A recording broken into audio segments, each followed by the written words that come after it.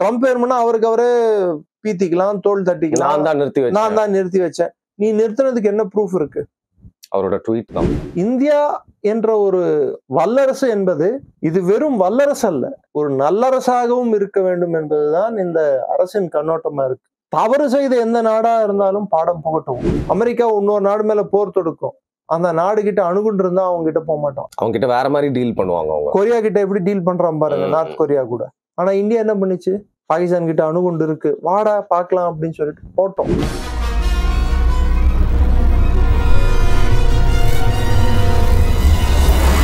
வணக்கம். வருண் டாக்ஸ்ல ஒரு பெரிய கேப்புக்கு அப்புறம் திருப்பியும் வந்து பாத்தீங்கன்னா நம்மளோட ரெகுலர் கெஸ்ட் டாக்டர் நிரஞ்சன் வந்திருக்காரு. வணக்கம் சார், வெல்கம். ஜெயன், வணக்கம் சார். இன்னைக்கு நம்ம பேச போறது ஒரு பெரிய ஒரு குளோபல் இஷ்யூன்னு சொல்லலாமா, இல்ல நம்ம இந்தியாவை அதிகமா சம்மந்தப்பட்டு இந்திய பிராந்தியத்தை சம்மந்தப்பட்டு அப்படின்னு சொல்லலாமான்னு எனக்கு தெரியல. அது நீங்க விளக்குங்க. ஏன்னா ஒவ்வொரு நாட்டுக்கும் ஒரு ஃபாரின் பாலிசி அப்படிங்கிறது இருக்கும். எனக்கு தெரிஞ்சு ரொம்ப நாளா வந்து அமெரிக்கா தான் வந்து மற்ற நாடுகளோட ஃபாரின் பாலிசியை வந்து டிக்டேட் பண்றதுன்னு சொல்லலாம், நரேட்டிவ் செட் பண்றது அந்த மாதிரி வந்து போயிட்டு இருந்துச்சு. கொஞ்சம் கொஞ்சமா சைனாவோட கையும் ஓங்குது, ரஷ்யாவும் ஒரு பவரா வந்து ஒரு ஃபாரின் பாலிசியா எல்லா கண்ட்ரிஸ்க்கும் ஒரு பெரிய கான்டினென்ட்க்கு கிரியேட் பண்றதுக்காக வந்து முயற்சி செஞ்சுட்டு இருக்காங்க.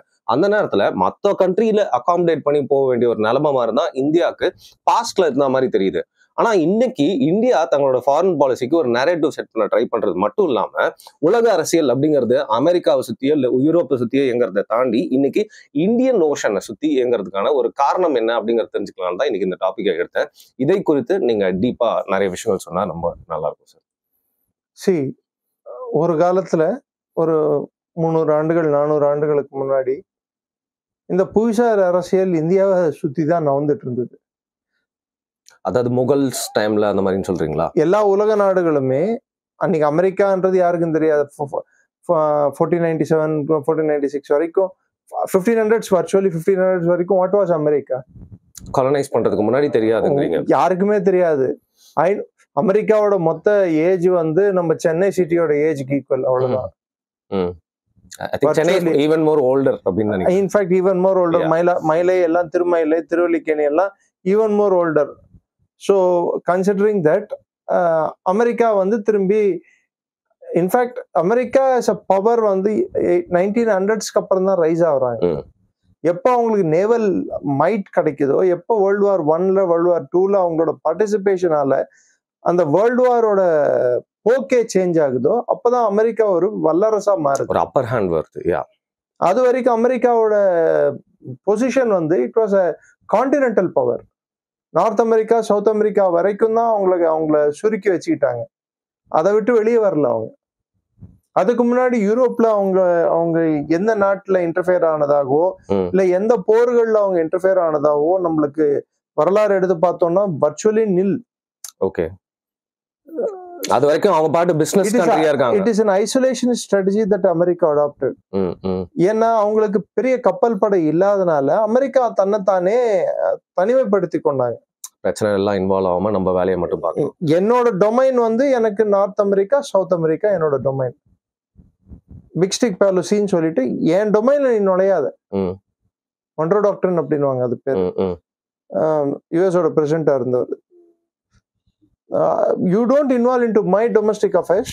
என்னோட ஏரியா ஆஃப் இன்ஃப்ளூயன்ஸ்குள்ள நீ வராத, என் ஏரியாக்குள்ள நீ வராத, உன் ஏரியாக்குள்ள நான் வர மாட்டேன். அட்லாண்டிக் அந்த பக்கம் நான் தலையெடுத்து வைக்க மாட்டேன், அட்லாண்டிக் இந்த பக்கம் நீ தலையெடுத்து வைக்க கூடாது.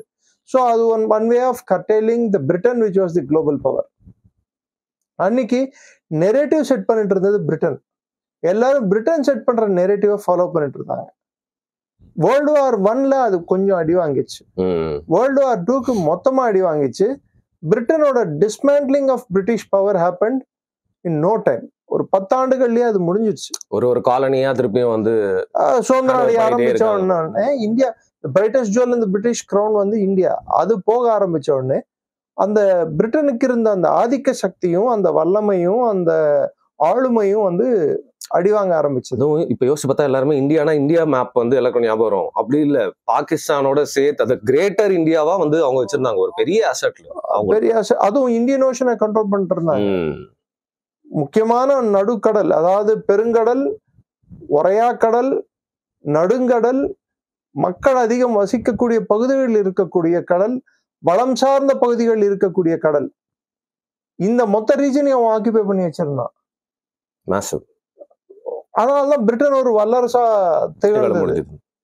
அது கீழே விழுந்தது, சரிஞ்சது. பிரிட்டன் சரிஞ்ச பிற்பாடு அமெரிக்கா ஒரு வல்லரசா உருவாகும் போது ரஷ்யாவும் ஒரு வல்லரசா யூரோப்ல வந்து தலை தூக்குது. யூரோப்ல ரஷ்யாவை பேலன்ஸ் பண்றதுக்கு அந்த சைடு வெஸ்ட்ல இருக்கக்கூடிய யூரோப்பியன் கண்ட்ரிஸ், குறிப்பிட்டு சொல்லணும்னா அன்னைக்கு இருந்த வெஸ்ட் ஜெர்மனி, அதுக்கப்புறம் பிரிட்டன், பிரான்ஸ், இந்த நாடுகள் எல்லாம் அவங்க வந்து ரஷ்யா கிட்ட இருந்து அவங்கள பாதுகாத்துக்கிறதுக்கும், அது உலகப்போர் முடிந்த தருவாயில், 2ஆம் உலகம் போர் முடிந்த தருவாயில் அந்த அமெரிக்கால மாத்திரம்தான் ரஷ்யாவை எதிர்க்கக்கூடிய சக்தி வலிமை இருக்கிற நாடா பார்க்கப்பட்டது. ஸ்டாலினோட டைம்ல, ஸ்டாலினோட டைம்ல, அங்க அமெரிக்காவோட ஏஜினோட டைம்ல. ஸோ அப்போ வேர்ல்டு 2 பிளாக்கா பிரியும் போது இந்த நேட்டோ என்ற ஒரு அமைப்பு, அது பேரு north Atlantic treaty organisation. So Atlantic கடல்ல வந்து எது வந்து அமெரிக்கா ஒரு பார்டரா டிமார்கேட் பண்ணிச்சோ அது நம்மளுக்கு பார்டர் இல்ல, அதுதான் நம்மளுக்கு ஒண்ணு சேர்க்குதுன்னு சொல்லி, பிணைப்புன்னு சொல்லி அவங்க மாத்திக்கிட்டாங்க. ஸோ இந்த வெஸ்ட் அமெரிக்கன் வெஸ்ட் யூரோப்பியன் கண்ட்ரிஸும் அமெரிக்காவும் ஒரு அமைப்பை ஃபார்ம் பண்ணுது. இந்த அமைப்பானது அதுக்கப்புறம் அது ஒரு மிலிட்டரி கூட்டணி தான். ஓகே, அடிப்படையா அந்த மிலிட்டரி கூட்டணிக்கு தலைவராக திகழ்ந்தது அமெரிக்கா. இன்னி வரைக்கும் எடுத்து பாத்தீங்கன்னா நார்த் அட்லாண்டிக் ட்ரீட்டி ஆர்கனைசேஷன்ஸ் தான் G5லயும் இருப்பாங்க. கிட்டத்தட்ட G6 சொல்ல, G7 இருந்தது, திரும்பி G6 ஆச்சு. ரஷ்யா வெளியே அனுப்பின பிற்பாடு G6 ஆச்சு. யார் இதுல அதிகம் இருக்காங்கன்னு பாத்தீங்கன்னா mostly Anglo Saxon race countries தான். ஓகே, அது இங்கிலீஷ், பிரிட்டன், அமெரிக்கா, கனடா, ஜப்பானை விட்டுருங்க, கனடா, அதுக்கப்புறம் ஜெர்மனி, ஆங்கிலோ சாக்சன் அந்த ரேஸ் தான். பிரான்ஸ், இந்த ரேஸ் தான் வந்து இதுல அதிகம் இருக்கு. ஸோ இது வந்து ஒரு ஆங்கிலோ சாக்சன், ஒரு யூரோப்பியன் வெள்ளை ஆதிக்கம் கொண்ட ஒரு பொருளாதார நாடுகளின் ஒரு கூட்டமைப்புன்னு சொல்லிட்டு ஆங்கிலோ சாக்சன் ஒயிட் சூப்பர்மேசி அப்படி சொல்லலாமா? கிட்டத்தட்ட அதுதான். அவங்களோட இருப்பை தக்க வச்சுக்கிறதுக்கும் அவங்களோட பொருளாதார பொசிஷனை தக்க வச்சுக்கிறதுக்கும், ரெண்டாவது வந்து உலகத்துல அவங்க ஆட்சி நிலையா, அதாவது அந்த நாடுகளின் ஆட்சி ஆதிக்கம் நிலையா இருக்கிறதுக்கு மற்ற ஆட்சிகளை அவர்கள் எப்படி வந்து மற்ற எக்கானமிஸை இவங்க டாமினேட் பண்ணணும். டெக்னிக்கலி இவங்க வந்து அட்வான்ஸ் ஆயிட்டதுனால டெக்னாலஜியை யூஸ் பண்ணியும் மற்ற விஷயங்களை யூஸ் பண்ணியும் மற்ற நாடுகளை எப்படி இவங்க கட்டுப்படுத்தணும்ன்றது தான் அவங்களோட மெயின் எய்மா இருந்தது. அதை கிட்டத்தட்ட ஒரு 1991 சோவியத் யூனியன் உடைந்த காலம் முதல் 2011 8 இன்னும் சொல்ல போனா 8, 10 இந்த காலகட்டம் வரை அவர்களால் செயல்படுத்த முடியுது. ஓகே, லைக் ஃபுல் ஃபோர்ஸ்ல எந்த ஒரு தடையுமே இல்லாம, தங்கு தடையின்றி அவர்களால் அது அந்த ஒரு ஏற்பாடை அப்படியே அவங்க அதை செயல் திட்டமாவே எடுத்துட்டு வந்து மற்ற நாடுகள்ல இவங்க என்ன சொல்றாங்களோ, இவங்க என்ன திட்டங்களை வகுக்கிறாங்களோ, இவங்க எது எக்கனாமிக் பாலிசியில சரின்னு சொல்றாங்களோ அது சரி, எது தப்புன்னு சொல்றாங்க. ஃபார் எக்ஸாம்பிள் இந்தியா வந்து, India is a cultural super power. India அப்படின்னா என்ன ஞாபகம் வரும்? பரதநாட்டியம் டான்ஸ் ஆடுறது, டெம்பிள்ஸ், கோவில், உன்னோட சாப்பாடு, உன்னோட ஃபுட், டிஃபரெண்ட் ஃபுட்டு, உன்னோட கல்ச்சர், இப்படி ஒரு ஐடென்டிட்டி கொடுத்துருந்தாங்களே தவிர்த்து these people forgot that India was also a big naval power. நம்மளோட மசில் பவர் வந்து இக்னோர் பண்ணிட்டே இருக்காங்க, இல்ல வந்து இருட்டடிப்பு பண்றாங்க. இல்ல, அதை நம்ம ஐடென்டிஃபை பண்ணக்கூடாதுன்னு அவங்க பண்றாங்க. ஓகே, இப்படியே இருங்க, நீங்க அப்படியே இருங்க. ஏன்னா அப்படி இருக்கிறது தான் அவங்களுக்கு லாபம். ஏன்னா to கர்டெயில் a country within certain boundaries, உங்களோட இருப்பு, உங்களோட இருப்பிடம், உங்களோட ஆதிக்கம் என்பது வந்து தென்னேசியால தெற்கேசியால மாத்திரம்தான் இருக்கும். தெற்கேசியா தாண்டி தென்கிழக்கு ஆசியால கூட நீங்க போக முடியாது. அது கூட உங்க ஜோன் ஆஃப் இன்ஃப்ளூயன்ஸ் பண்றாங்க. சார்க் அதுலயும் என்ன பண்றாங்க, ஹைஃபனேட் பண்றாங்க. இந்தியா பேச்சு வரும்போதே இந்தியா பாகிஸ்தான், இந்தியாவை பேசும்போது கூட பாகிஸ்தானை சேர்த்து பேசுறாங்க. அதாவது ஒருத்தரை சிறுமைப்படுத்தணும்னா அவங்களோட தகுதி குறைவா இருக்க அவங்கள வச்சு பேச வைக்கிறோம்ல, அந்த மாதிரி இவங்க உங்க 2 பேருக்குமே தான் நீ அவனுக்கு duel இருக்கும். ஈக்குவல்னு சொல்லும் போது உலகத்துக்கே தெரியும் அவன் நம்மளுக்கு ஈக்குவல் இல்லைன்னு சொல்லிட்டு. ஒரு சின்ன உதாரணம் சொல்றேன். தமிழ்நாடு மகாராஷ்டிரா மாநிலங்கள் போல ஒரு மாநிலங்கள் குறிப்பிட்டு சொன்னா தமிழ்நாடே எடுத்துக்கலாம். தமிழ்நாடு பட்ஜெட் அவ்வளவு கூட இருக்காது பாகிஸ்தான் பட்ஜெட். மகாராஷ்டிரா பட்ஜெட்டை விட்டுருங்க. We are not exaggerating இல்ல, ஆல்மோஸ்ட் உண்மை இது உண்மை. நம்ம பட்ஜெட் அவ்வளவு கூட ஒரு ஸ்டேட் ஒரு மாநிலத்தின் பட்ஜெட் ஈக்குவல் தான் பாகிஸ்தானோட மொத்த பட்ஜெட், வருடாந்திர பட்ஜெட். அப்படிப்பட்ட ஒரு நாடை யார் கூட ஈக்குவேட் பண்றாங்க? உலகத்தின் 4வது பெரிய பொருளாதாரமும் 5வது பெரிய மேனுஃபேக்சரிங் செக்டார் இருக்கிற நாடு, வேர்ல்டு சாஃப்ட்வேர் இண்டஸ்ட்ரியிலையும் சர்வீசஸ் பேஸ்ட் இண்டஸ்ட்ரியிலையும் 2வது இடத்துல இருக்கக்கூடிய நாடை வர்ச்சுவலா ஒண்ணுமே இல்லாத ஒரு பிச்சைக்கார நாடு கூட நம்மள ஒரே இதுல வச்சு பாக்குறாங்க, சமநிலையில.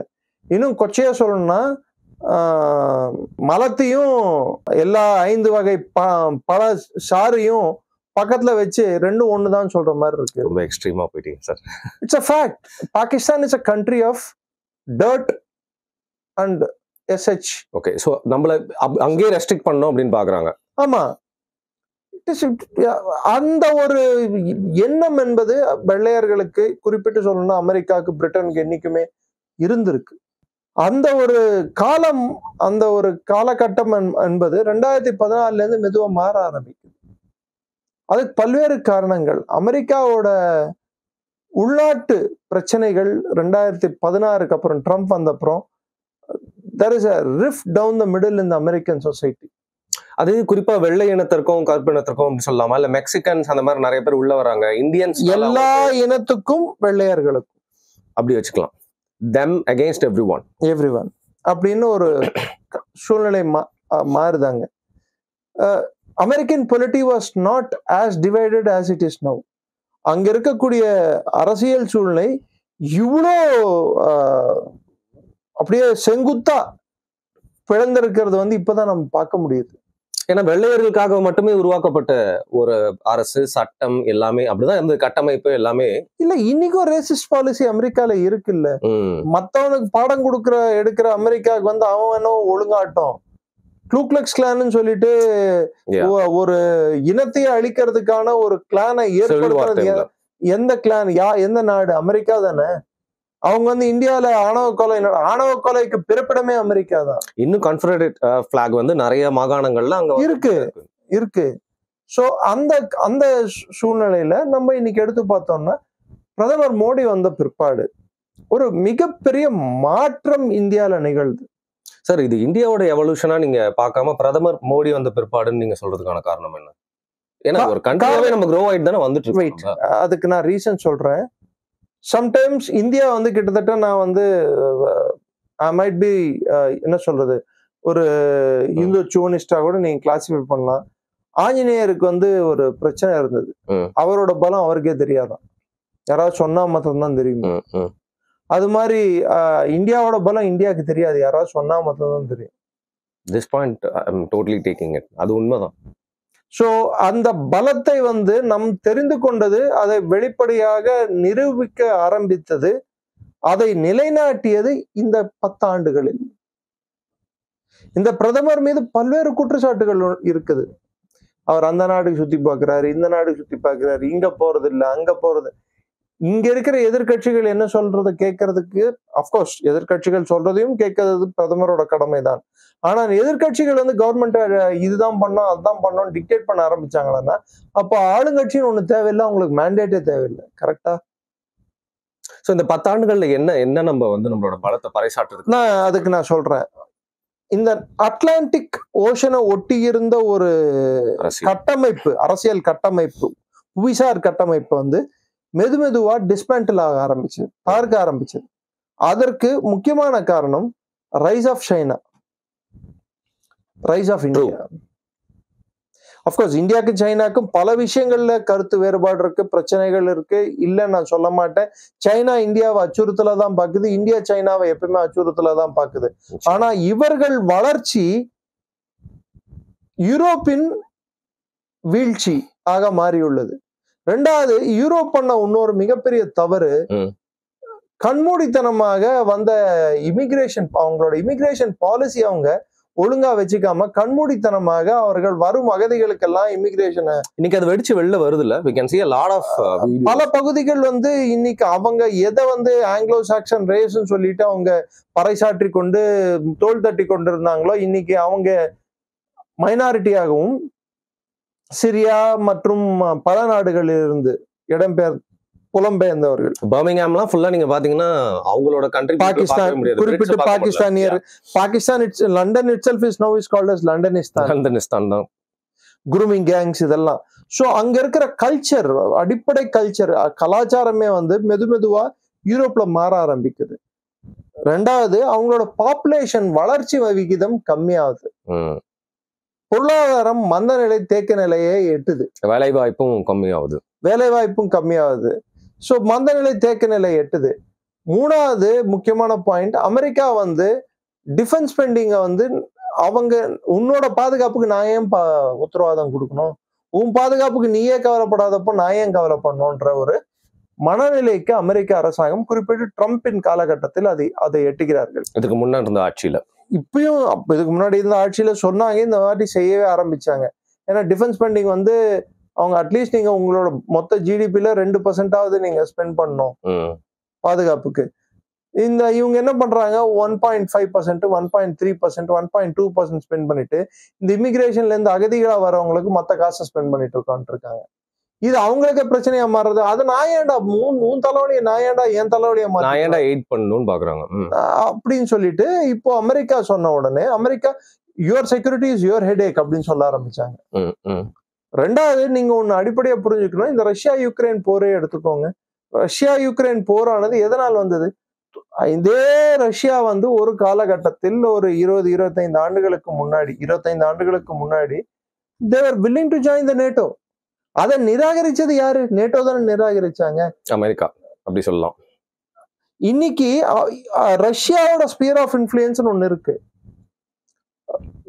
சென்ட்ரல் ஏஷியன் கண்ட்ரிஸ், குறிப்பிட்டு காமன்வெல்த் ஆஃப் இண்டிபெண்டன்ட் ஸ்டேட்ஸ் அவங்க, பிளஸ் யுக்ரைன் இதெல்லாம், பெலரஷியா, யுக்ரைன், இவங்க எல்லாம் பின்லாந்து வரைக்கும் இந்த நாடுகள் எல்லாம் ரஷ்யாவோட ஜோன் ஆஃப் இன்ஃப்ளூயன்ஸ்குள்ள இருந்தது. அவர்கள் அந்த இடத்துல வந்து அவங்க நேட்டோவுக்கு போறாங்கடான்னா நேட்டோவோட படைகளும் அவர்களின் தளவாடங்களும் ரஷ்யாவுக்கு மிக அருகில் அவங்க செயல்பட ஆரம்பிச்சதுன்னா ரஷ்யாவோட பாதுகாப்புக்கு அச்சத்தை கண்டிப்பா த்ரெட் தான் அது கொடுக்கும்ல.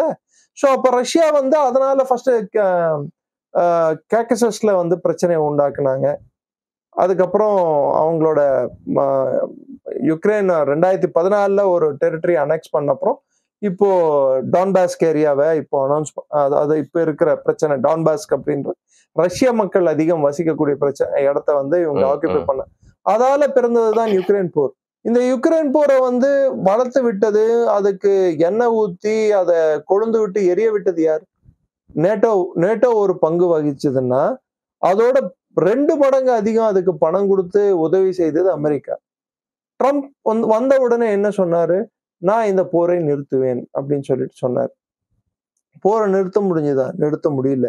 இன்னைக்கு யூரோப்பிய நாடுகள் ஒரு நாடு இன்னொரு நாடு கூட போடக்கூடிய சண்டைய, எந்த சண்டையாவது அவங்க கட்டுப்படுத்தவோ இல்லை நிறுத்தவோ அவர்களுக்கு தன்மை உள்ளதா? ஸ்டார்ட் பண்ண முடியும், ஆனா முடிச்சு வைக்க முடியாது. எங்கேயுமே அவங்களால முடியல.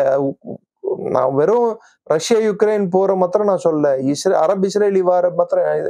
அப்கோர்ஸ் இப்போ ஹமாஸ் இஸ்ரேலி வார், அரப் இஸ்ரேலி வார்னு சொல்லக்கூடாது, ஹமாஸ் இஸ்ரேலி வார் ஆர் பர்ஷியா இஸ்ரேலி வார், ஈரான் உள்ள வந்ததுனால ஈரான் இஸ்ரேலி வார் அப்படின்னு சொல்லலாம். அந்த வார் ஆகட்டும், இல்ல இந்தியா பாகிஸ்தான், ட்ரம்ப் வேணும்னா அவருக்கு அவரே பீத்திக்கலாம், தோல் தட்டிக்கலாம், நான் தான் நிறுத்தி வச்சேன். நீ நிறுத்தினதுக்கு என்ன ப்ரூஃப் இருக்கு? அவரோட ட்வீட் தான்.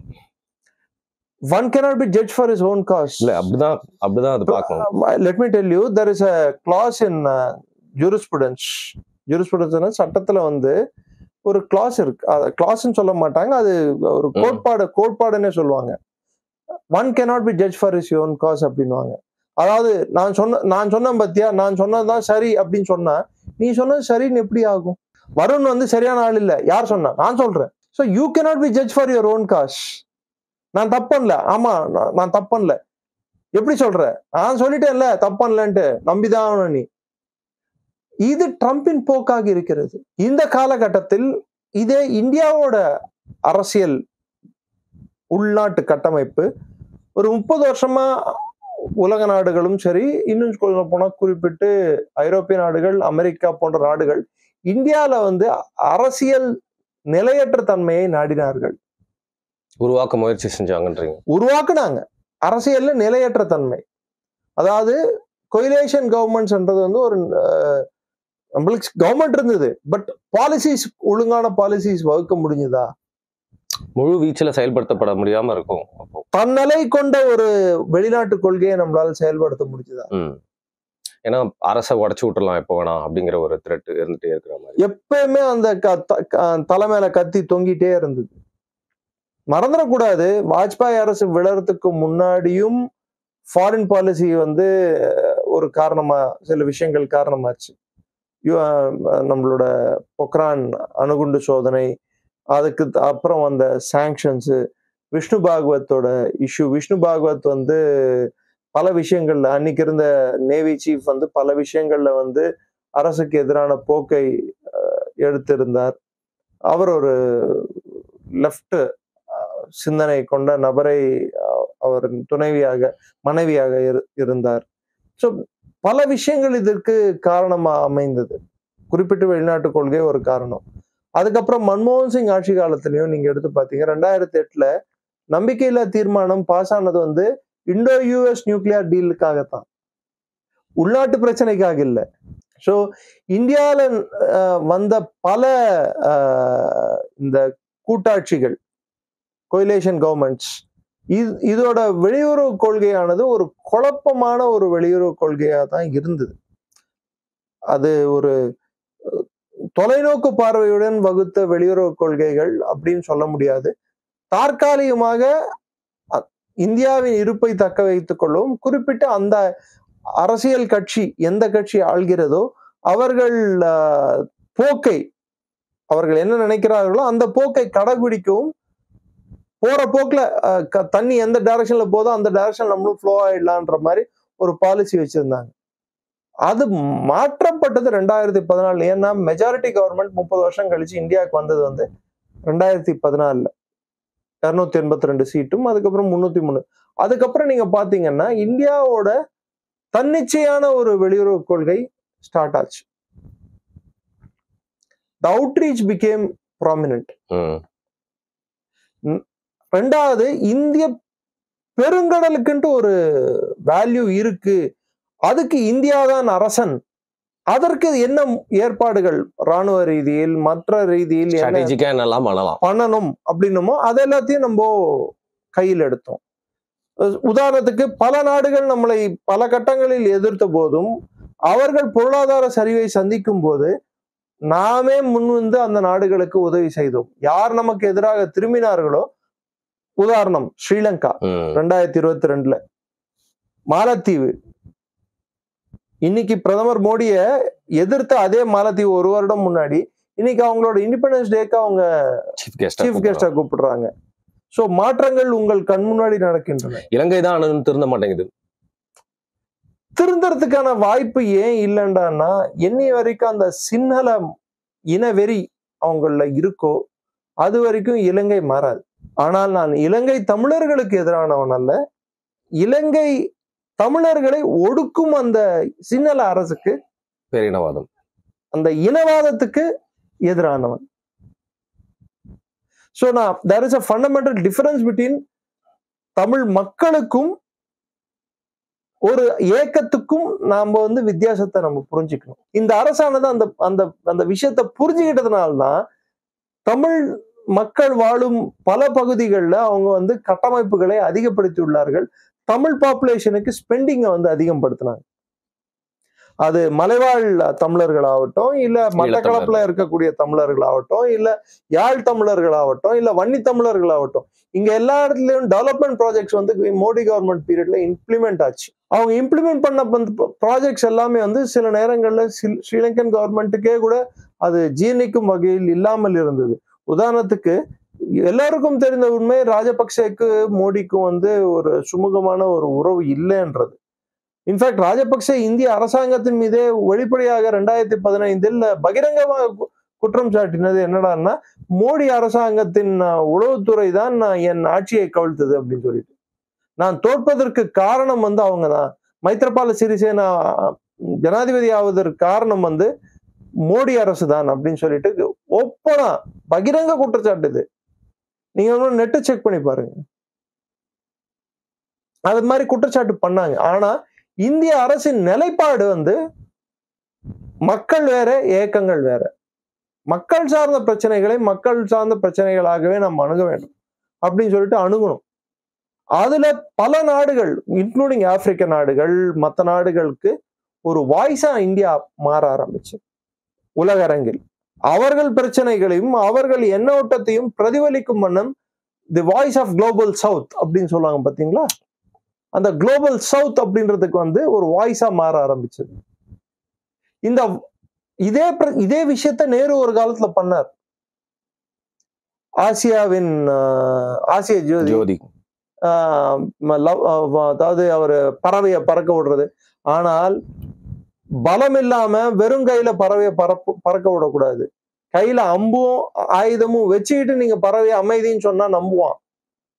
அது இல்லாம நீங்க வெறும் பறவையை பறக்க விட்டு அம்பும் ஆயுதம் இல்லாம நான் பர் பீஸ் என்ன இவனை அடிச்சு பார்க்கலாமே, ஒரு வாட்டி கல் தூக்கி எறிஞ்சாங்கன்னா என்ன பண்ணுவான் பார்க்கலாமே சொல்லி எறிவாங்க. அப்ப நம்மளும் வந்து ஒரு டெவலப்பிங் கண்ட்ரியா இருந்தோம். We neglected our armed forces. Let's not forget it. That's a fact. திம்மையாவை எப்படி நேரு அசிங்கப்படுத்தினார், ஜெனரல் திம்மையாவை எப்படி அசிங்கப்படுத்தினார். அதே சமயத்தில் இந்திய ராணுவமே இந்தியாவுக்கு தேவையில்லைன்னு எப்படி ஸ்டேட்மெண்ட் கொடுத்தார். My heart goes to people of north ஈஸ்ட்னு சொல்லிட்டு நார்த் ஈஸ்டை எப்படி அவர் வந்து சைனா பிடித்து, அதாவது அவர்கள் கைவசம் செல்லும் ஒரு சூழ்நிலை ஏற்பட்ட போது கைவிட்டார். இது உலகம் அறிந்த உண்மை. ஆனால் இன்று இருக்கும் அரசு வந்து அந்த ஒரு சிச்சுவேஷன்ல இந்தியாவின் எக்ஸ்டர்னல் த்ரெட்ஸ், இன்னைக்கு பாகிஸ்தானை தேவைப்பட்டால் நாம் ஒரு அமெரிக்கா கூட சிந்திக்க முடியாத ஒரு வேலை என்னடான்னா, அமெரிக்கா இன்னொரு நாடு மேல போர் தொடுக்கும், அந்த நாடு கிட்ட அணுகுண்டு இருந்தா அவங்க கிட்ட போக மாட்டான், அவங்க கிட்ட வேற மாதிரி டீல் பண்ணுவாங்க. அவங்க கொரியா கிட்ட எப்படி டீல் பண்றான் பாருங்க, நார்த் கொரியா கூட அணுகுண்டு இருந்தா அவங்க கிட்ட போக மாட்டான், அவனுக்கு தெரியும். ஆனா இந்தியா என்ன பண்ணுச்சு, பாகிஸ்தான் கிட்ட அணுகுண்டு இருக்கு, வாடா பார்க்கலாம் அப்படின்னு சொல்லிட்டு போட்டோம். சோ அந்த ஒரு இன்று நாம் வளர்த்து கொண்டிருக்கும் தைரியம், நமக்கு இருக்கும் நம்பிக்கை, நம் பொருளாதார வலிமை, அதாவது கடந்த 10 ஆண்டுகளில் நம்மளோட பொருளாதாரம் டபுள் ஆயிருக்கு சார். இந்த அரசாங்கம் வரும்போது $2 trillion, இன்னைக்கு $4 trillion, $4.2 trillion எக்கானமியா மாறி இருக்கு. இந்த அரசாங்கம் வரும்போது மேனுஃபேக்சரிங் செக்டார்ல நம்ம எந்த இடத்துல இருந்தோம்னே நம்மளுக்கு தெரியாது. இன்னைக்கு 5ஆம் இடத்தில் இருக்கிறோம். கூடி சீக்கிரம் ஜெர்மனியை கூட நம்ம பீட் பண்ணிடலாம். இந்த அரசாங்கம் வரும்போது மொத்த டிஃபென்ஸ் உற்பத்தி வந்து ஒரு ஆண்டுக்கு 800 கோடி ரூபாய் வெளியே எக்ஸ்போர்ட் பண்ணிட்டு இருந்தோம். இன்னைக்கு 23,000 கோடிக்கு மேல நம்ம வந்து இன்னைக்கு எக்ஸ்போர்ட்ஸ் இருக்கு. அதாவது நம்ம வெளியே ஆயுதங்களை வித்து கொண்டு இருக்கிறோம். அவ்வளவு தூரம் நம்ம வித்து கொண்டு இருக்கிறோம்னா ஆபரேஷன் சிந்தூருக்கு அப்புறம் இது வளருமா குறையுமா என்பது உங்கள் பார்வைக்கு. அதே சமயத்தில் கோவிட் காலகட்டங்களில் எல்லோரும் மருந்துகளை காசுக்கு விற்க முன் வந்த போது இதை வச்சு எப்படி பணம் பண்ணலான்னு ஜெர்மனியில இருந்து அமெரிக்கால இருந்து எல்லாம் யோசிச்சுட்டு இருக்கும் போது ஃப்ரீயா உலகத்துக்கு ஃபுல்லா மெடிசனை கொடுத்தோம். நம்மளோட சாஃப்ட் பவரையும் நம்ம காட்டுறோம், ஹார்ட் பவரையும் காட்டுறோம். 2 முகங்கள். ரெண்டாவது, இந்திய பெருங்கடல்ல வந்து இதோட முக்கியத்துவம் இன்னைக்கு உலகத்துக்கு உணர வைக்கிறோம். சோ இன்னைக்கு யார் வாங்குறானோ பொருள், யார் வாங்குறானோ, யாருக்கு வந்து பிக்கெஸ்ட் பர்ச்சேசர், பிளிப்கார்ட் அதிகமா சேல்ஸ் ஆகுறது உலகத்திலேயே எந்த நாட்டுல தெரியுமா? நம்ம தான் பெரிய லைக் பிசினஸ்னா நம்ம கிட்ட தான் இருக்கு இன்னைக்கு. அமேசான். இது ரெண்டு எந்த நாடு? திறன், இது பர்ச்சேசிங் பவர் பேரிட்டி. இந்த 2 நாடு எந்த நாடு சார்? இந்தியா. நீங்க இன்னொன்னு எடுத்து பாருங்க, ரஷ்யா கிட்ட ஆயில் வாங்குறது நிறுத்திடு அப்படின்றான். ரஷ்யா வந்து இந்தியாவுக்கு வித்துட்டு இருக்கிற எண்ணெய் வந்து கிட்டத்தட்ட 30% மேல், 30லேருந்து 40%க்குள்ள ஆசிலேட் ஆயிட்டு இருக்கு. கிட்டத்தட்ட நம்ம வந்து ஒரு நாள் ஒன்றுக்கு 1.96 மில்லியன் பேரல்கள்ல இருந்து 2.8 மில்லியன் பேரல்கள் வரைக்கும் நம்ம எண்ணெய் வாங்கி கொண்டு இருக்கிறோம் ரஷ்யாவிடம். அமெரிக்காவிடம் 4 லட்சம் பேரல் வாங்குறோம். அது மில்லியனு, இது லட்சங்கள். இந்த அரசாங்கம் வந்த பிற்பாடு ஆப்ஷன்ஸ் அதிகப்படுத்தினாங்க. 25 முதல் 27 நாடுகள் கிட்ட இருந்து நம்ம எண்ணெய் வாங்கி கொண்டிருந்தோம். இன்னைக்கு கிட்டத்தட்ட 40 நாடுகள் கிட்ட இருந்து வாங்குறோம். எங்க நம்மளுக்கு விலை கம்மியா கிடைக்குதோ, எங்க நம்மளுக்கு வந்து ஆயில் நம்மளுக்கு சீப்பா இருக்கோ அங்க நம்ம வாங்குறோம். அதற்கு தேவையான கட்டமைப்பு, உள்நாட்டு கட்டமைப்பையும் நம்ம வளர்த்திருக்கோம். ரிஃபைனரிஸ் இன்னைக்கு 330 million tons metric ton capacity இருக்கிற ரெஃபைனரி நம்ம இந்தியா கிட்ட இருக்கு. அதாவது ஒரு எண்ணெய் உற்பத்தியே செய்யாத நாடு, எண்ணெய் உற்பத்தி செய்யும் நாட்டுக்கு நிகரான சுத்திகரிப்பு தன்மை கொண்ட நாடு இந்தியா. ரிஃபைனரி இருக்கு கெப்பாசிட்டி. இங்க ரிஃபைன் பண்ண ஆயில் திரும்பி யூரோப்புக்கு போகுது. இது யூரோப்பை கடுப்பாக்குது. என்னடா நம்ம பிசினஸ் ரஷ்யாவுக்கு நேரா போற ஆயில இந்தியாவுக்கு வந்து இந்தியா ரிஃபைன் பண்ணி திரும்பி யூரோப்புக்கு போகுதுறான்னா அப்ப யூரோப்புக்கு வந்து அது ஒரு பிரச்சனையா இருக்கும். இப்ப என்ன பண்றாங்க, யுக்ரைன் போற நிறுத்து, அது இது. யுக்ரைன் போற நிறுத்தணும்னா அவங்க என்ன சொல்றாங்க, இந்தியாவும் சைனாவும் அமெரிக்கா கூட இந்தியாவும் சைனாவும் ரஷ்யா கிட்ட எண்ணெய் வாங்கக்கூடாதுன்னு சொல்றாங்க. ஓகே, நான் ஒத்துக்கிறேன், எண்ணெய் நம்ம வாங்க தேவையில்லை, எண்ணெய் வாங்க வேண்டிய கட்டாயம் நமக்கு இல்லை ரஷ்யாவிடம் இருந்து.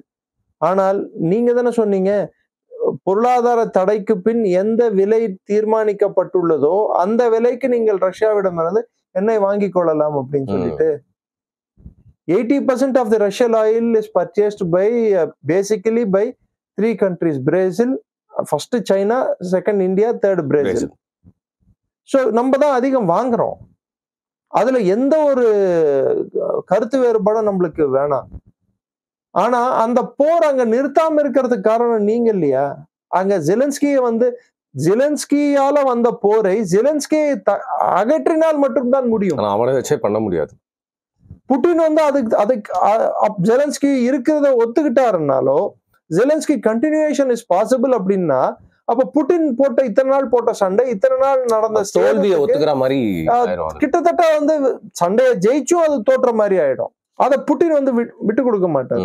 ரெண்டாவது, இன்னைக்கு அமெரிக்காவோ ஜெர்மனியோ இல்ல பிரிட்டனோ சொன்னா கேட்கும் நிலையில் சில நாடுகள் இல்லை. அந்த நாடுகள் எவை என்று நம்ம கொஞ்சம் ஒரு லிஸ்ட் மாதிரி ஒரு ப்ரிப்பேர் பண்ணணும், பக்கெட் லிஸ்ட் மாதிரி. சரி. நம்பர் 1 வந்து இந்தியா.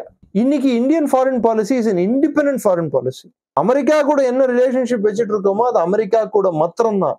அமெரிக்கா கூட நாம் வச்சிட்டு இருக்கிற ரிலேஷன்ஷிப் வந்து ரஷ்யா கூட வச்சிட்டு இருக்கிற ரிலேஷன்ஷிப் இல்ல, ஈரான் கூடயும் அதை வந்து கம்பேர் பண்ணி, ஈரான் கூட வச்சிட்டு இருக்கிற ரிலேஷன்ஷிப் இஸ்ரேல் கூட வச்சிட்டு இருக்கிற ரிலேஷன்ஷிப்போட டீஹைஃபனேட் பண்ணிருக்கோம். நாம் ஒரு நாடை நம் பார்வையில் தான் அணுகிறோமே தவிர்த்து, நாம் இந்த நாடுன்னு உறவு வைத்துக் கொண்டால் அவர்கள் தப்பாக எடுத்துக் கொள்வார்களோ இல்லை இவர்கள் தப்பாக எடுத்துக் கொள்வார்களோ, இதனால் நமக்கு பிரச்சனை வந்து விடுமோ, இப்படி நம்ம பாக்குறது இல்ல. ஒரு நபரா வச்சு பார்த்தா பாடுறா பழக்க தெரிஞ்சவன் எல்லாருக்கூடயும் வந்து ஒரு நல்ல உறவுலயே இருப்பான், நம்ம பிரச்சனையை வந்து அவன் தான் மாத்திக்க மாட்டாங்கிறது சொல்லுவாங்க. ஆனா ஒரு கண்ட்ரியா இல்ல அப்படி பார்க்க முடியாது. இது பேர் தான் சார் என்லைட்டன்ட் நேஷனல் இன்ட்ரெஸ்ட்னு சொல்றது. என் நாட்டுக்கு எது சரியோ, என் நாட்டுக்கு எது நலன் கொடுக்குமோ அதை தான் நான் செய்ய வேண்டுமே தவிர்த்து, அதை விட்டு நாம் வந்து அமெரிக்காவுக்கு எது பிடிக்குமோ அதை நான் பண்றேன் அப்படின்னா அப்ப you are a satellite state. As a Indian நீங்க உங்க மனசாட்சி மேல் நீங்க கை வச்சு சொல்லுங்க, நம்ம ஒரு அடிவரடியாகவும் ஒரு சேட்டலைட் ஸ்டேட்டாகவும் இருப்பது நல்லதா, இல்லை நம் இருப்பையும் நம் வலிமையையும் நம் தனித்துவத்தையும் காட்டுவது நல்லதா? நம்ம நாடு வந்து எப்பவுமே வந்து டோன்ட் ஃபர்கெட், கடாரம் கண்ட சோழன் பிறந்த நாடு இது. சோ இந்த நாட்டுல இருந்து போன பல ரூலர்ஸ் வந்து மொத்த ஆசியாவை ஆட்சி செஞ்சிருக்கு. ஜொரோவர் சிங் அப்படின்னு சொல்ற ஒரு ஜெனரல் சைனா வரைக்கும் சென்றார். அதனால இன்னைக்கு நம்ம வந்து பண்ணக்கூடிய லைட் வெயிட் டேங்க்ஸுக்கு பேரே ஜொரோவர்னு வச்சிருக்கோம். ஓகே, சைனா ஜொரோவர்னு பேரை கேட்டால அலருவாங்க. காஷ்மீரோட அரசர் ஒருத்தர் விமலாதித்ய முக்தி பீடான்னு நினைக்கிறேன், அவர் அரேபியா வரைக்கும் அவரோட ஆட்சி இருந்ததுன்னு சொல்றாங்க. இந்திய வரலாறு என்பது பல்வேறு காலகட்டங்களில் இது நின்று எதிரிகளை முறியடித்து வரலாறு நம்மளது. நம் வரலாறு, நம் ஃபாரின் பாலிசி வந்து இங்கே மற்ற நாடுகள் அவர்கள் தூதரகங்களை அமைத்தார்கள். இங்கே பல நாட்டு தூதரக அதிகாரிகள் வந்தார்கள். தூதரங்கள் ஏற்படுத்தப்பட்ட இன்று நேற்று இல்ல. ஹுவான்சங் எப்போ வந்தார்? ஹர்ஷவர்தனா பீரியடுக்கு முன்னாடி, ஏன்ஷியன்ட் டைம்ஸ்ல இருந்து. ஹர்ஷவர்தனா பீரியட்ல, அதுக்கு முன்னாடி செல்யூக்கஸ் நிகேட்டர், அலெக்சாண்டர் பீரியட்ல. ஏன் விபீஷண இலங்கையின் ரூலர் ராவணன் இறந்த பிற்பாடு அந்த நாட்டின் மன்னராக அரியணை ஏறிய விபீஷணன் இந்தியாவுக்கு எமிசரியா, இலங்கையோட டைரக்ட் எமிசரியா ராமனோட கோர்ட்ல இருந்தார்ல. இது நம்ம ஆதிக்கத்தை தானே காட்டுகிறது. அதை மறந்துவிட்டு நம் வரலாறு வந்து எவன் இந்திய பெருங்கடலின் கட்டுப்பாட்டில் வைத்துள்ளானோ அவன் உலகத்தை ஆளும் தன்மை படைத்தவனாக இருப்பான். அதுக்கு ஒரே காரணம், இந்த கடல் தான் உலகத்தின் முக்கியமான கடல், ஒரையா கடல், நடுவில் அமைந்துள்ள கடல். மற்ற கடலுக்கெல்லாம் வந்து பசிபிக் ஒரு லிமிடேஷன் இருக்கு, அட்லாண்டிக் ஒரு லிமிடேஷன், கார்னர் மாதிரின்னு சொல்லிடலாம். இது சென்டர். 40 நாடுகள் இதை சுத்தி இருக்கு. அதுவும் உலகத்தோட பெரும்பான்மையான மக்கள் வந்து வசிக்கும் பகுதிகள், பெரும்பான்மையான மக்கள் வசிக்கும் பகுதிகள், பெரும்பான்மையான நகரங்கள், பழமையான சிவிலைசேஷன்ஸ், அதாவது கலாச்சாரங்கள் ஏற்பட்ட பகுதியும் இதுதான். சோ நீங்க அதெல்லாம் எடுத்து பாருங்க. அப்போ நம் கலாச்சார அந்த ஒரு வழிபாடு, அதாவது நம் வரலாறு, இராணுவ வரலாறு, பொருளாதார வரலாறு, எல்லாத்திலையும் எடுத்து பார்த்தாலும் இந்தியா ஒரு வல்லரசாக அன்று திகழ்ந்துள்ளது. அதன் தொடர்ச்சியாக இப்பொழுது இருக்கும் அரசாங்கம் நம்மை நாமே வல்லரசாக பறைசாற்ற வேண்டும் என்றால் குளோபல் சவுத், ஆப்பிரிக்காவுக்கும் இங்க இருக்கக்கூடிய சவுத் ஈஸ்ட் ஏசியாவுக்கும் ஏசியாவுக்கும் நம்ம ஒரு ரெப்ரசன்டேட்டிவா மாறணும். ரெப்ரசன்டேட்டிவா மாறுறதுன்றது வந்து சொரண்டி அல்ல, யூரோப்போட ஃபார்முலாவும் இல்ல சைனாவோட பெல்ட் அண்ட் ரோட் இனிஷியேட்டிவ் மாதிரி கடன் கொடுத்து கடனாளியாக்கி அதை சுரண்டது இல்லை.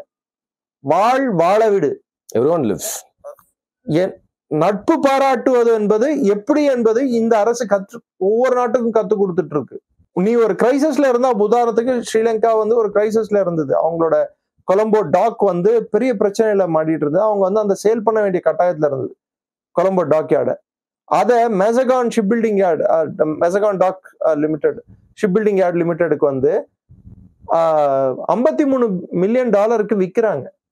இந்தியா வாங்கிடுச்சு. ஹம்மத் துட்டா மாதிரி பண்ணல நம்ம. சைனா வந்து பிடிங்க எடுத்துக்கல, அவங்க எடுத்துக்கிட்ட மாதிரி நம்ம பண்ணல. ஸோ எல்லா நாடுகளையும் நாம் வந்து அரவணைக்கிறோம், except Pakistan for obvious reasons. அப்ப ஏன் சார் பாகிஸ்தான் ஆதரிக்கல, அரவணைக்கல நீங்க கேட்டக்கூடாது, அதாவது சொல்றேன். புரியுது சார், அதை விட்டுருங்க. மற்ற எல்லா நாடுகளையும் நாம் அரவணைக்கிறோம். தாலிபான் ஆளும் ஆப்கானிஸ்தான் உட்பட, தாலிபான் உட்பட இந்தியா என்ற ஒரு வல்லரசு என்பது இது வெறும் வல்லரசு அல்ல, ஒரு நல்லரசாகவும் இருக்க வேண்டும் என்பதுதான் இந்த அரசின் கண்ணோட்டமா இருக்கு. தவறு செய்த எந்த நாடா இருந்தாலும் பாடம் புகட்டும். இன்னொரு நாட்டுக்கு அச்சுறுத்தல் வந்தாலோ, இன்னொரு நாட்டை அழிக்க நேரிடும் தருவாய் இன்னொரு நாடு தேவையற்ற ஒரு போரை நாடினாலோ அந்த போரை ஆதரிக்கும் தன்மை இந்தியாவுக்கு இல்லை. இதுல வந்து அவனுக்கு கொஞ்சம் வெப்பனை கொடு, இவனுக்கு கொஞ்சம் வெப்பனை கொடு, சண்டையை மூட்டி விடு, சண்டை நடக்கட்டும், ரெண்டு பக்கம் நம்மளுக்கு காசு பார்க்கலாம், இந்த மென்டாலிட்டி இந்தியாவுக்கு இல்லை. அப்கோர்ஸ் ஆமா, நம்ம ஸ்ட்ராட்டஜிக் இன்ட்ரெஸ்ட்டுக்கு பல நாடுகளுக்கு நம்ம வெப்பன் சப்ளை பண்றோம். டு செக் நம்மளோட எதிரியின் பலத்தை சோதிப்பதற்கும் நம்ம எதிரியை கட்டுப்பாட்டில் வைத்துக் கொள்வதற்கும் நம்ம அதை செய்யறோம். அதை எல்லா நாடுகளும் பண்றது. அது நம்ம தற்காப்புன்னு ஒரு அரண் சார், ஒரு எப்படி ஒரு எதிரிக்கு அவன் நம்மள தாக்கக்கூடாதுன்னா நம்ம ஒரு அரண் கட்டுவோமோ, அந்த அரணோட ஒரு டிஃபென்ஸ் அந்த டிஃபென்ஸோட ஒரு நீட்சியா தான் நம்ம இதை பார்க்கணும். சோ இந்த தனித்துவமான இந்த வெளியுறவு கொள்கையானது கடந்த 10 ஆண்டுகள்ல ஒரு புது கொள்கையாவே மாறிட்டு இருக்கு. இதை ஆங்கிலத்தில் நான் சொல்லணும்னா enlightened national interest or self interest அப்படின்வாங்க. ஒண்ணு ரெண்டாவது வந்து இந்தியா வந்து it will maintain its independent foreign policy. மூணாவது இந்த ஃபாரின் பாலிசி ஆனது எல்லோருக்கும் வளர்ச்சியை அடிப்படையாக கொண்ட பாலிசியா இருக்குமே தவிர்த்து என் வளர்ச்சி இன்னொருத்தரின் வீழ்ச்சியால் அல்ல. நாலாவது வந்து எந்த நாடுகளுக்கெல்லாம் பேசுவதற்கோ அவர்களின் எண்ணங்களை பிரதிபலிக்கும்பதற்கோ வழி இல்லாமல் முறையே ஒரு அங்கீகாரம் இல்லாமல் இருந்ததோ அதற்கு அங்கீகாரம் நாம் வழங்கி கொண்டிருக்கிறோம். கயானாக்கு போறாரு பிரைம் மினிஸ்டர், அதே சமயத்துல கயானால ஆயில் ரிசர்வ் இருக்குங்க. அதே ஆப்பிரிக்காவுக்கு போறாரு, இந்த சைடு பிரேசிலுக்கு போறாரு, அர்ஜென்டினாவுக்கு போறாரு ரீசன்ட்லி. ஸோ அவர் போற பல நாடுகள்ல வளங்கள் இருக்கின்றன. பல நாடுகளோட அங்க இருக்கக்கூடிய அரசாங்கங்கள் அவர்களுக்கே திகைப்பாக உள்ளது இந்த இந்தியாவின் கொள்கையை பார்த்து. அவங்களுக்கும் இன்னொரு நாட்டுக்கு என்ன பிரச்சனை இருக்குன்னு அவங்க பாக்குறது இல்லை, அவங்களுக்கும் இந்தியாவுக்கும் என்ன உறவு இருக்குன்றதான் பார்க்கிறார்கள். உனக்கு என்ன தேவை, எனக்கு என்ன தேவை. சப்போஸ் உங்களுக்கு நீ கூப்பிடுற சில பேர் எனக்கு உடன்பாடு இல்லாதவர்களா இருக்கலாம், அதுக்கு எனக்கு அவர்களுக்கு என் மேல உடன்பாடு இல்லாம இருக்கலாம், அதுக்கண்டு உங்களை நான் பாய்காட் பண்ண முடியுமா sir? I'm running a business sir, ஒரு சேனல் நடத்தணும், எல்லாருமே எனக்கு வேணும். சேம் தான் சார். ஒரு ஃபாரின் பார்க்கணும். ஒரு ஃபாரின் பாலிசி என்றது பல்வேறு நாடுகள் உலகத்துல இருக்கும் போது it is a global village. யாதும் ஊரே யாவரும் கேளீர் அப்படின்னு சொல்லிட்டு எப்பயோ நம்ம தமிழர்கள் எழுதி வச்சிருக்காங்க. அப்படி அந்த கான்செப்டை தான் இன்னைக்கு நம்ம பிரதிபலிச்சிட்டு இருக்கோம். Military power, soft power and hard power go hand in hand. With only soft power we cannot win. It is hard power also matters. That's the point. That's the catch word. இன்னைக்கு இந்தியாவோட position வந்து உலகத்துல நாம் பேசினா கேட்கிறாங்க, நம்ம சொன்னா புரிஞ்சுக்கிறாங்க, நம்ம என்ன சொல்ல போறோம்னு கவனிக்கிறாங்க. மற்றவங்க சொல்றதால நம்ம அடங்கிடல, நம்மளை அடக்க முடியாதுன்றது அவர்களுக்கு ஒவ்வொரு முறையும் புரிய வைத்துக் கொண்டிருக்கிறோம். இனிமேலாவது இந்த ஐரோப்பிய நாடுகள் அவங்களுக்கு டைம் அப் அப்படின்னு சொல்லிட்டு புரிந்தால் சரி. Okay, that's it. Okay, so இப்போ நம்ம இதை பேசுறதப்போ எனக்கு என்ன தோணுச்சுன்னா, இதோட தொடர்ச்சியா வந்து நம்மளோட நெய்பரை பத்தி நம்ம அடுத்த வாட்டி சந்திக்கிறப்போ பேசணும் அப்படின்னு தோணுச்சு. சைனா, பாகிஸ்தானை பத்தி நம்ம வந்து ஆப்ரேஷன் சிந்தூரப்போ நிறைய விஷயங்கள் பேசியிருந்தாலும் அதிகமா பேசப்படாத இல்லை நிறைய வந்து புரியாத விஷயங்கள் எனக்கு சைனாவை பத்தி கேட்கறதுக்கு இருக்கு. ஸோ இப்போ நம்ம இந்த இந்தியன் ஓஷனுக்கு வந்துருச்சு அரசியல். ஆனா இந்தியன் ஓஷன்ல வந்து பாத்தீங்கன்னா யாருக்கு வந்து அரசியல், அது யாருக்கு ரெண்டு பேருக்கு நடுவில் அதிகமா நடக்கும்னு பாத்தீங்கன்னா சோ நெக்ஸ்ட் டைம் வந்து அதை பத்தி பேசலாம். நிறைய கேள்விகள் வந்து நம்ம பேசிட்டு எழுந்துச்சு. இன்னைக்கு வந்து நிறைய இன்சைட்ஸ் அண்ட் நீங்க நம்புற விஷயங்கள், நீங்க எப்படி இதை பார்க்க, நீங்க கேள்விகளை கேட்கணும்னா இன்னும் ஒரு ரேபிட் ஃபயரா கேட்கணும், ஒன்வேர்டா கேட்கணும்னா கூட சரி. எனக்கு இது வந்து ஒரு புது சப்ஜெக்ட். ஆக்சுவலா இதை பத்தி நம்ம பேச போறோம் நான் எதிர்பார்க்கல. You brought this up. So நான் வந்து எனக்கும் ஒரு கியூரியஸா இருந்துச்சு. நீங்க ஒரு மாதிரி விஷயங்களை பார்ப்பீங்க, நான் நிறைய வந்து படங்கள் பார்ப்பேன். நான் பார்க்கக்கூடிய படங்கள்லயும் பாத்தீங்கன்னா இந்தியன் ஓஷனை நோக்கியே வந்து நிறைய அரசியல். இந்தியன் ஓஷன் இன்னைக்கு இல்ல சார், எப்பயுமே இந்தியன் ஓஷனுக்கோட ஒரு ஆல்ஃபிரட் மெக்கண்டரோட தியரி எடுத்து படிச்சீங்கன்னா ஹாட்லேண்டுன்னு சொல்லுவாங்க, ஓகே, வேர்ல்ட் ஐலாண்டுன்னு சொல்லுவாங்க, சென்ட்ரல் ஓஷன் அப்படின்னுவாங்க. ஸோ இந்தியன் ஓஷனை எவன் கண்ட்ரோல் பண்றானோ அவன் இந்தியாவை கண்ட்ரோல் பண்றான், எவன் இந்தியாவை கண்ட்ரோல் பண்ணானோ அவன் யுரேஷியா வரை கண்ட்ரோல் பண்ணலாம், எவன் யுரேஷியாவை கண்ட்ரோல் பண்ணானோ ரஷ்யாவை கட்டுப்படுத்துவான், எவன் ரஷ்யாவை கட்டுப்படுத்துவானோ அவன் வந்து யூரோப்பை டாமினேட் பண்ணுவான், எவன் யூரோப்பை டாமினேட் பண்ணுவான் உலகத்தை டாமினேட். Everything is connected. ஏன்னா இது ஆப்பிரிக்காவுக்கும் பொது, இந்த சைட் சவுத் ஏஷியாவுக்கும் பொது. நடுவுல இந்தியா வந்து ஒரு செங்குத்தா ஒரு ட்ரையாங்கிள் மாதிரி, ஒரு ஆரோ மார்க் மாதிரி பெட்ரோட் ஆகி கடல் நடுவுல இருக்கு. கீழே எட்டி பார்த்தா வெறும் கடல் தான் இருக்கு. உலகத்தின் மிகப்பெரிய வணிகம் இந்த பகுதியில நடந்துட்டு இருக்கு. உலகத்துல மிகப்பெரிய பொருளாதாரங்கள் இன்னைக்கு இருக்கக்கூடிய சால சிறந்த பொருளாதாரம் கொண்ட நாடுகள் இங்கதான் இருக்கு. எண்ணெய் வளம் கொண்ட நாடுகளும் இந்த இடத்துலதான் இருக்கு. இதுல அன்டாப்டு ரிசோர்சஸ் அதிகம். உதாரணத்துக்கு அண்டமான்ல இன்னைக்கு $20 trillion வர்த் ஆயில் இருக்குன்னு சொல்றாங்க. $20 trillion டாலர் கணக்குல சொல்றாங்களே தவிர்த்து எவ்வளவு ஆயில், அந்த ஆயில் வந்து இருக்குன்றது நம்மளுக்கு தெரியும். ஆனா அதை தெரிந்துதான் அங்க வந்து ஒரு ட்ரை சர்வீஸ் கமாண்டை ஏற்படுத்தணும் 2003. முதல்ல பாதுகாப்பு முக்கியம் அப்படின்ட்டு. இன்னைக்கு நம்மளுக்கு பணம் இருக்கிறதுனால அதை நம்ம எக்ஸ்ப்ளாய்ட் பண்ண முடியும். ஆபரேஷன் சிந்தூர், இது ஏன் நான் ஒவ்வொரு வாட்டியும் நான் சொல்றேன்னா, ஆபரேஷன் சிந்தூர் வந்து அது ரெண்டு விஷயங்களை காட்டுச்சு. இன்னைக்கு இருக்கிற காலகட்டத்தில் ஒரு நாடு இன்னொரு நாடுடன் நார்மலா நடத்தக்கூடிய கன்வென்ஷனல் கான்ஃபிளிக்ட், ஒரு ராணுவம் இன்னொரு ராணுவம் எதிரெதிரே மோதி கொள்ளாமல் கான்டாக்ட்லெஸ் கைனடிக் கான்ஃபிளிக்ட், ஒருத்தர் தாக்கிக்காம எப்படி பாட்ல ரவுடிங்க விட்டு அடிச்சுப்பாங்கன்னு சொல்லுவாங்க, ஏய் நான் பாட்டு அடிப்பேன் நான் பாட்டு, அது மாதிரி நம்ம அவன் ட்ரோன்ஸையும் மெசைல்ஸையும் அடிக்க, நம்ம திருப்பி அது கவுண்டர் அடிக்க, எங்க ஒரு ஆர்மி இன்னொரு ஆர்மி கிட்ட விட நெருங்கலையே. 88 மணி நேரத்துக்குள் அவ்வளவு துரிதமாக வைத்த குறிக்கோளை, இன்னும் சொல்ல போனா நம்ம இருந்த குறிக்கோளோட எக்ஸ்ட்ராவா நம்ம அச்சீவ் பண்ணோம் இதுல. Okay, it is a copy book. இன்னைக்கு இஸ்ரேல் ஈரான் மேல் தாக்குதல் நடத்துறதுக்கோ எல்லாத்துக்குமே ஆபரேஷன் சிந்தூர் ஒரு முன்னோடியா இருக்கு. It's a classical case of how a conventional conflict, ஒரு யுத்தம் என்பது அணு ஆயுதம் கொண்ட நாடுடன் ஒரு துரிதமான யுத்தம் எப்படி செய்ய வேண்டும், அதுக்கு ஒரு உதாரணம். அதே யுத்தமானது அணு ஆயுத யுத்தமாக மாறாமல் எப்படி பார்த்துக் கொள்ள வேண்டும், நாமே நிர்ணயித்த குறிக்கோள்களை குறுகிய சமயத்தில் எப்படி எட்ட வேண்டும், இது எல்லாத்தையும் ஒரு இத பத்தி யாராவது புக் எழுதுனாங்களோ வருங்காலம் இது இன்னும் டீக்ளாசிஃபை ஆகல, நிறைய விஷயங்கள் அதுல வெளியே வரல.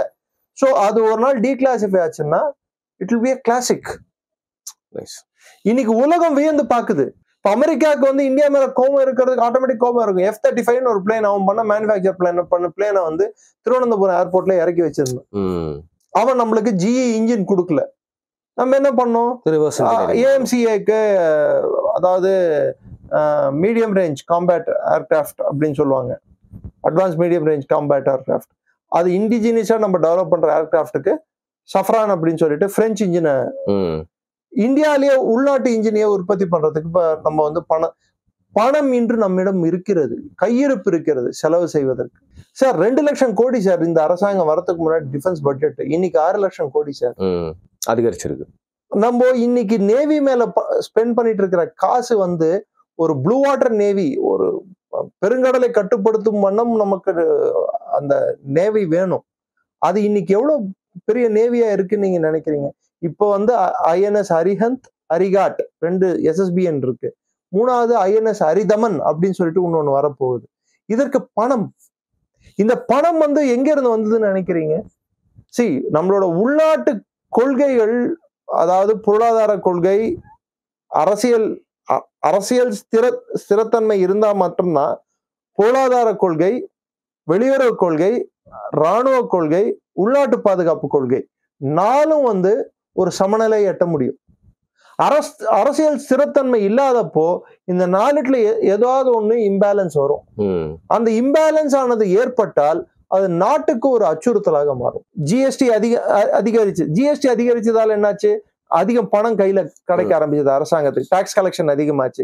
டாக்ஸ் கலெக்ஷன் அதிகமான உடனே என்னாச்சு, நம்ம மற்ற விஷயங்களுக்கு செலவு பண்றது அதிகமாச்சு. 2வது, இந்தியாலேயே உற்பத்தி பண்ணக்கூடிய பொருட்களை இந்தியாலேயே உற்பத்தி பண்ணலாம், ஏன் வெளிநாட்டுல போய் வாங்கணும்னு சொல்லிட்டு டிஃபென்ஸ் அவுட்லே, அதாவது உள்நாட்டு உற்பத்திக்கு தேவையான பணத்தை ஒதுக்குவதை நாம் அதிகப்படுத்தினோம். இன்னைக்கு அதன் பலன்களை நாம் அனுபவிக்கிறோம். பிரைவேட் பிளேயர்ஸ் நம்மளுக்கு நிறைய பேர் இருக்காங்க. டெக்னாலஜிக்கலி நம்ம பிரைவேட் கம்பெனிஸ் அட்வான்ஸ்டு, அவங்களோட கவர்மெண்ட் DRDO சேர்ந்து நிறைய வேலைகள் பண்ணிட்டு இருக்காங்க. அதாவது ஒரு நாட்டின் பரிணாம வளர்ச்சியை நாம் உணரவில்லை என்றாலும் மற்ற நாடுகள் உணர்கின்றன. நமது பலம் நமக்கு தெரியாமலேயே இருந்தது, இன்றுதான் நம் பலத்தை நாம் புரிந்து கொண்டு இருக்கிறோம். அதற்கு மோடி ஒருவரே காரணம் அல்ல, இந்த தலைமுறையின் சிந்தனை, எண்ணோட்டம், இதெல்லாம் காரணங்கள். Okay sir. ஸோ இப்போ இன்னைக்கு ஒரு வாஸ்ட் சப்ஜெக்ட் பேசி இது முடிவில் தொடர்ந்து நம்ம இதோட கண்டினியூஷன் நிறைய பேச போகிறோம். இன்னைக்கு நீங்க உங்களோட டீப் இன்சைட்ஸ் நிறைய விஷயங்களை நம்ம சேனல்ல ஷேர் பண்ணதுக்கு மிக்க நன்றி. ஜெயின், நன்றி.